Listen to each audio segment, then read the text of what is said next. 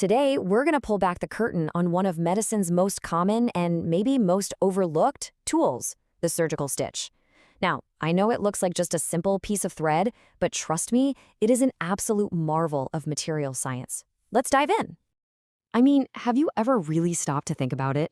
That little thread is the result of decades of engineering, and it's all designed to work in perfect harmony with your body's own amazing ability to heal. So, what exactly is its job? Okay, so before we get into all the different kinds of stitches, let's talk about the fundamental problem they're trying to solve. And spoiler alert, it's about a lot more than just closing a gap. What's so important here is that last part of the definition, until normal healing takes place. You see, a suture isn't meant to be a permanent fix. It's more like a temporary scaffold. Its only job is to hold things together just long enough for your body to step in and take over. And this is where you start to see just how complex it all is. A really good stitch does way more than just close a wound.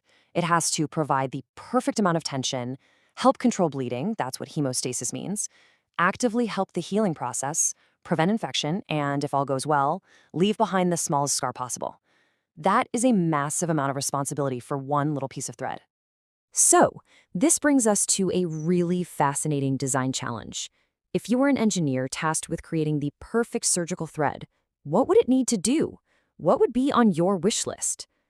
So yeah, what are the absolute must-haves for any high-performance suture? Let's break down the non-negotiables. First things first, tensile strength. This is absolutely crucial.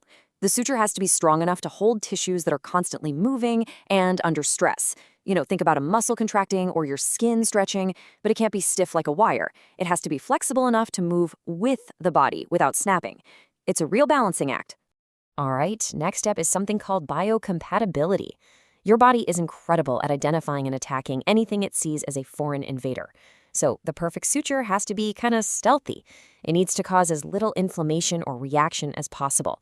Basically, the less your body fights the stitch, the faster and cleaner the healing will be. Now, this next one is a huge deal for preventing infection, capillarity. It's just a fancy word for how much a thread tends to soak up liquid. You want low capillarity because a suture that acts like a wick can literally create a highway for bacteria, pulling them from the outside world deep into the wound. No good. And finally, you have to think about the user. It has to actually perform well in the surgeon's hands. It needs to feel right, pass smoothly through tissue, and, this is so important, it has to hold a knot securely. A knot that slips even a little bit could be a total disaster. So it needs to be both incredibly high-tech and easy to use. And here it is. This is the heart of the story. There is no single wonder thread that gets a perfect score on all of these properties. Every material has its own pros and cons, its own trade-offs. And that is exactly why surgeons don't have just one type of suture. They have a whole toolkit. So let's open up that toolkit, shall we? All the different types of sutures are basically just clever solutions to this design problem, each one fine-tuned for a very specific job. The first big choice a surgeon has to make is this: absorbable or non-absorbable. Absorbable sutures are, well, they're kind of magical. They're designed to be broken down and literally absorbed by the body over time. They just disappear. Non-absorbable ones, on the other hand, are for when you need permanent support, or for stitches on the skin that you'll come back to get removed later. And here's what they actually look like in the real world.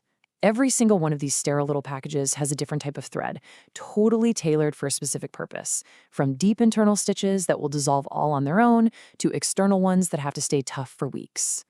Okay, the next key decision is all about the structure of the thread itself.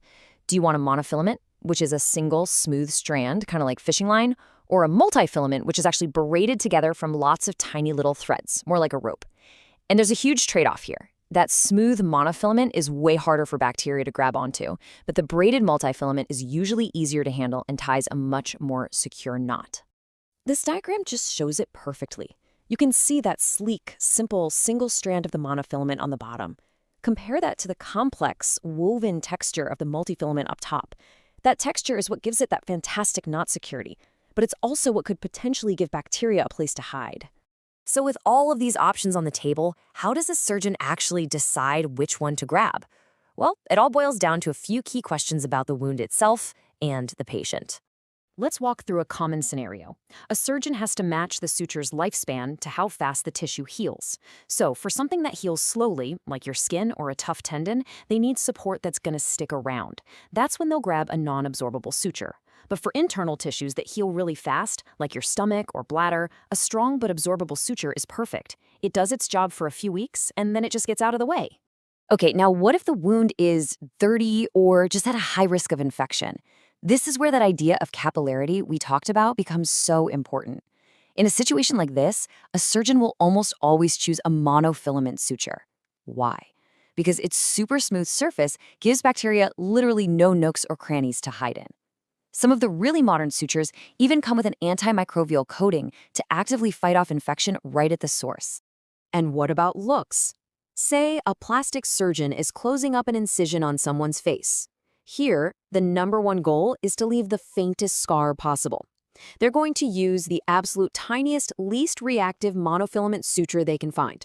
It just glides through the tissue with minimal trauma and causes almost no inflammation, which gives the skin the best possible chance to heal beautifully. So, as we've seen, choosing the right thread is this super complex and critical medical decision. But the thread itself?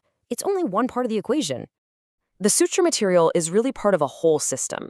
It comes attached to a highly specialized surgical needle, and it's all handled with a precision instrument called a needle holder. All three of those things, the needle, the thread, and the tool, they all have to work together perfectly. And that is really our biggest takeaway here. What looks like a simple stitch is never actually simple. It's the end result of a series of precise medical calculations that involve tissue science, healing rates, and material engineering. And it's a choice that can change everything about how well and how fast a patient recovers. It really makes you wonder, doesn't it? What other seemingly simple medical tools are we totally taking for granted? Especially when you think about the future. I mean, scientists are already developing smart sutures that can actually detect an infection or release medicine. The simple stitch, it's only getting more complex. Thanks for joining me for this explainer. We'll see you next time.